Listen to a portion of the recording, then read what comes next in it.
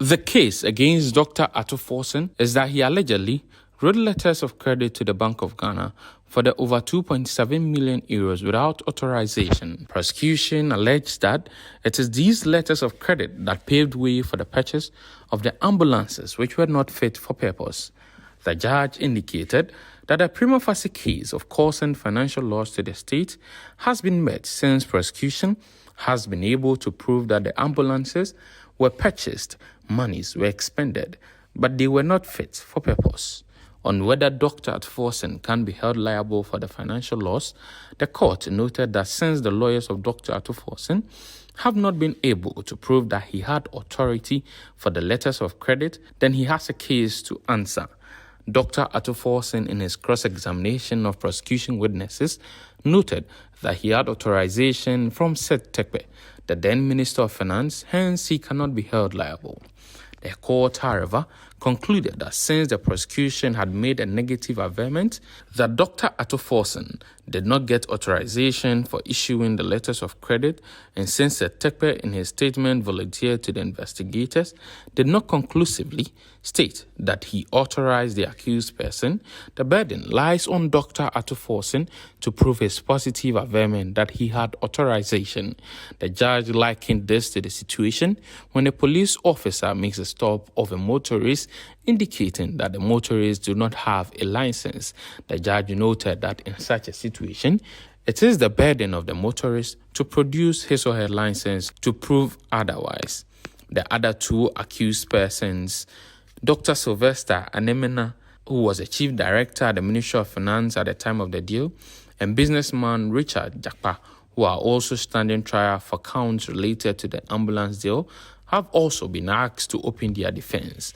The case has been adjourned to April 13 this year. Also in court, 3 former staff of the Electricity Company of Ghana and 7 others who are prepaid vendors of ECG have been arraigned for counts of stealing and money laundering for allegedly selling ECG prepaid credit without accounting for the funds and sharing the monies among themselves to the tune of 2.1 million Ghana cedis.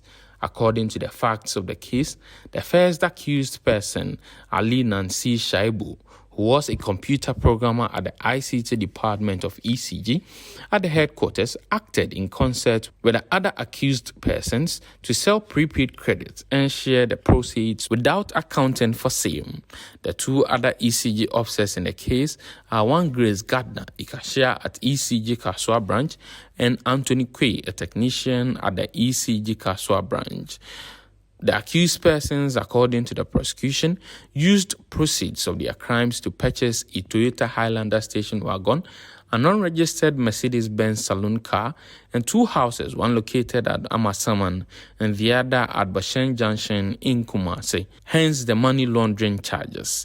Prosecution indicated that the accused persons admitted the crime and have since returned 282,600 Ghana cedis of the proceeds. The accused persons, however, pleaded not guilty and were remanded. In the coup plotters case, the court in Accra expunged the testimony of late Dr. Frederick Mapam from the records of the courts.